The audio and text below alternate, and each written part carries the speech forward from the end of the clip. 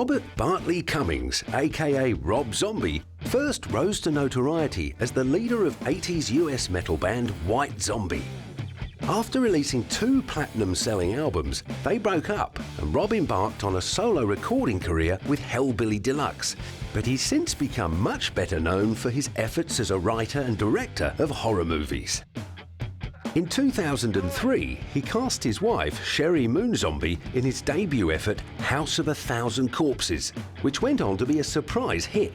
2 years later, he and Sherry were out talking up the charms of their next gorefest, The Devil's Rejects, which revisited the murderous Firefly family who'd wreaked such havoc in the first film. It's a movie that hasn't been seen in a theater in a long time, in the sense that, you know, it has a lot of what is, to me, was spectacular about the 70s, when you could go see very stark, gritty, real movies where you didn't feel that they had been completely homogenized and made by committee from a studio.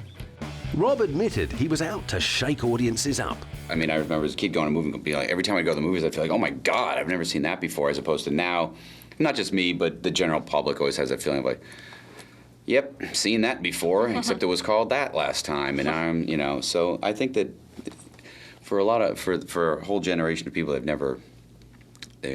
going to be pretty shocking for them.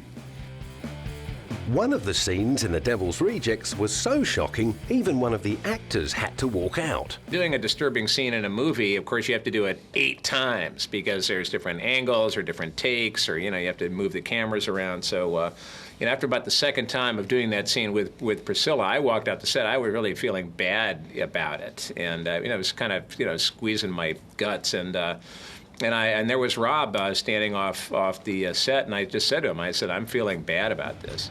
But the director wasn't having any of it. And that's when he looked at me and said, art is not safe.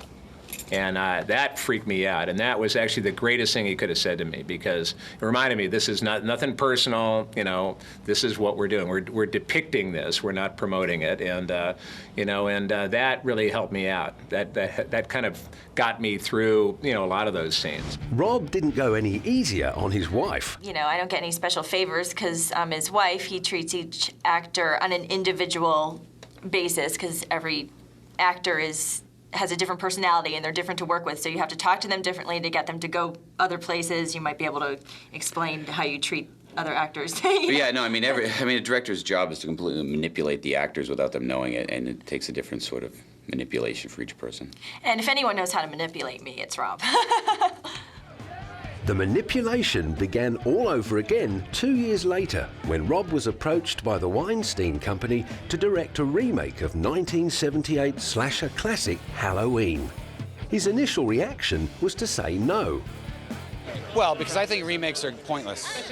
You know, I mean, if a film is great, why remake it?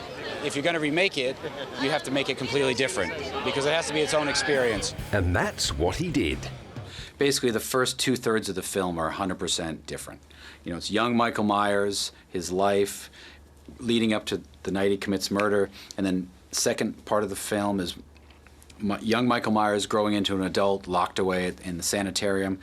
And then, you know, the last third of the movie, which is still different, is the only time we see familiar pieces of John Carpenter's movie. So, you know, probably about 80% of the movie is totally different. Rob's version starred Malcolm McDowell, Tyler Mane, and of course, Sherry Moonzombie. I play Deborah Myers, which is Michael Myers' mother, and we start when Michael Myers is a child.